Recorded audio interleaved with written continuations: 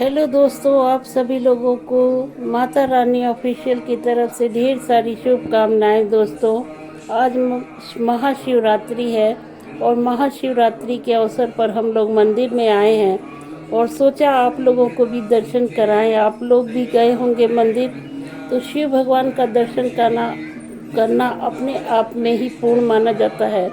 तो आप सभी लोगों को महाशिवरात्रि की ढेर सारी शुभकामनाएं माता रानी ऑफिशियल की तरफ से। दोस्तों, जैसा कि आप लोगों को मालूम होगा कि इस दिन भगवान शिव और माता पार्वती का विवाह हुआ था, जो प्रकृति और पुरुष के मिलन का प्रतीक है। माना जाता है कि इस रात महादेव ने तांडव नृत्य किया था, जो सृजन और विनाश के चक्र को दर्शाता है। समुद्र मंथन के दौरान निकले हलाहल विष को शिव जी ने इसी समय अपने कंठ में धारण किया था, जिससे वे नीलकंठ कहलाए। दोस्तों, बहुत बड़ी बात है दोस्तों। भगवान शिव ही ऐसे भगवान है जिन्होंने अपने कंठ में विष को ग्रहण किया था। दोस्तों, तो शिवलिंग पर जल, दूध, दही, शहद और घी को अर्पण करने से मन में शुद्धि होती है।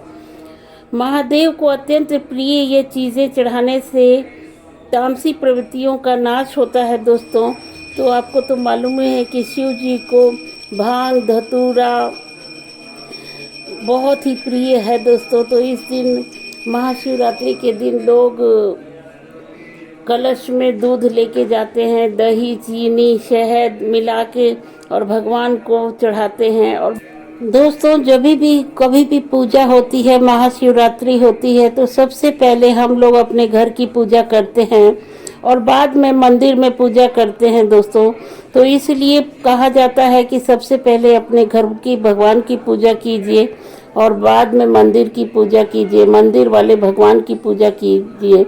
इसलिए कहा जाता है मंदिर में जाने के लिए दोस्तों कि मंदिर में भगवान का प्राण प्रतिष्ठा हुआ रहता है, तो हमें ज़्यादा फल मिलता है। और उस दिन सभी भक्त जो होते हैं वो व्रत रहते हैं। कुछ लोग फलाहार करते हैं, कुछ लोग निर्जला भी रहते हैं। दोस्तों, तो सबकी आस्था का हमेशा ख्याल रखा जाता है महाशिवरात्रि पर, और शिव जी का आशीर्वाद हमेशा मिलता रहे, ऐसी कामना हम करते हैं। दोस्तों, और शिव जी के उसमें ही महाशिवरात्रि है, तो ये बहुत ही पावन और पवित्र।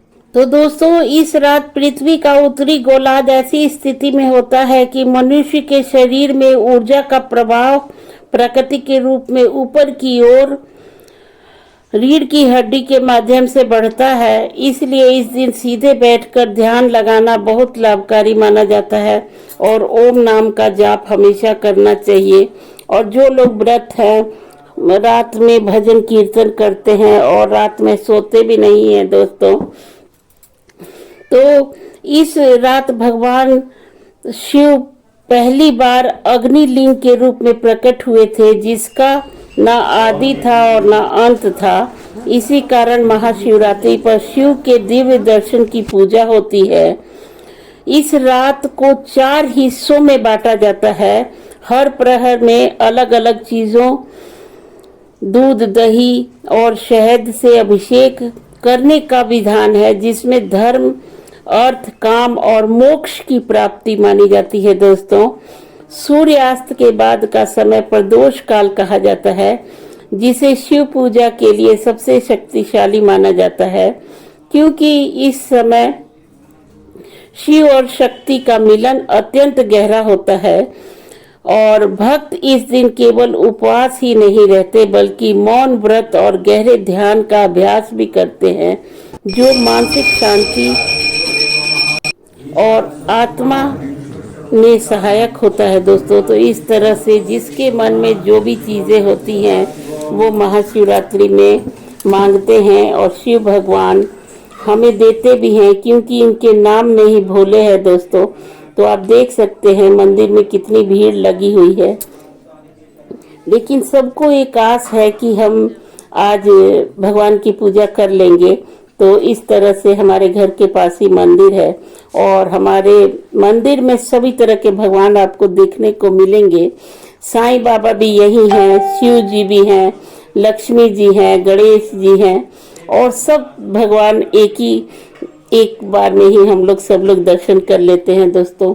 शनि भगवान भी यहीं पे हैं, तो मंदिर में आना बहुत ही शुभ माना जाता है महाशिवरात्रि में, क्योंकि यहाँ पे प्राण प्रतिष्ठा हुई होती है और हम लोग व्रत भी रहते हैं शिवरात्रि में, तो हमें डबल आशीर्वाद मिलता है दोस्तों। तो आज बहुत ही पावन और पवित्र दिन है और इस तरह से हमने महाशिवरात्रि बहुत ही अच्छे से मनाया। घर में भी आशीर्वाद लिया, पंडित जी से भी आशीर्वाद लिया और आप सभी लोगों के लिए कुछ न कुछ मांगा है दोस्तों।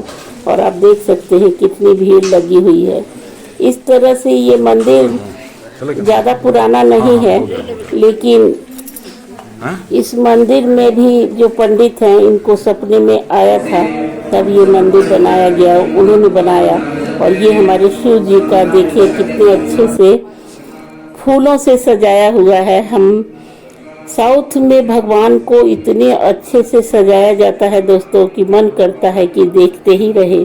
तो आप लोगों को मैं दिखा के बहुत ही प्रसन्न हूँ, क्योंकि हम लोग तो पूजा करते ही हैं और सभी जगह जाते भी हैं, लेकिन अगर आपको कहीं और का जगह का देखने का मिलता है तो आप लोगों को भी अच्छा लगता होगा दोस्तों। तो आप लोग भी ढेर सारा आशीर्वाद ले लीजिए शिव पार्वती जी का।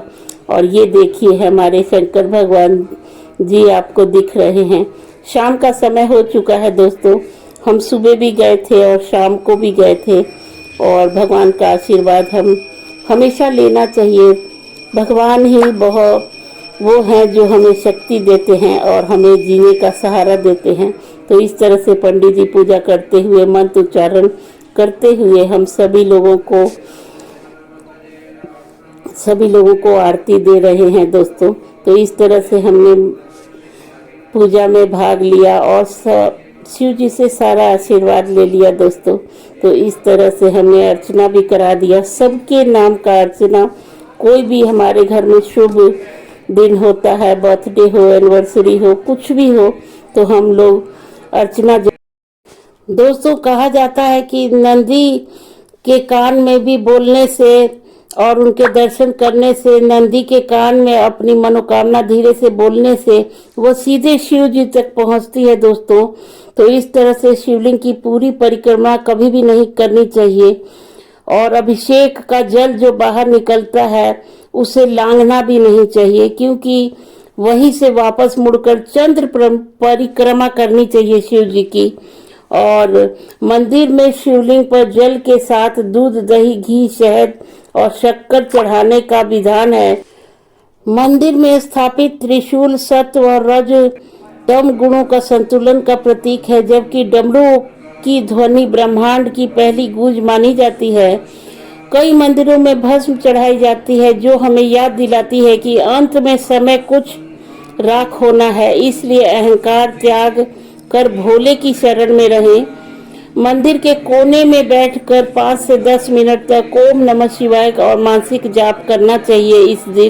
इस दिन मंदिरों की ऊर्जा बहुत अधिक होती है जो मानसिक शांति देती है दोस्तों। तो इस तरह से हमने महाशिवरात्रि पे सभी भगवान के दर्शन किए और भोले बाबा का आशीर्वाद लिया दोस्तों। तो इस तरह से भोले बाबा की शरण में तो हम बहुत ही सालों से हैं और बचपन से ही हैं। तो भोले बाबा ने हमें बहुत कुछ दिया है और इस तरह से भोले बाबा हमें हमेशा देते रहें और हमारी रक्षा करते रहें। और आप सभी लोगों को महाशिवरात्रि का वीडियो कैसा लगा जरूर बताइएगा कमेंट बॉक्स में।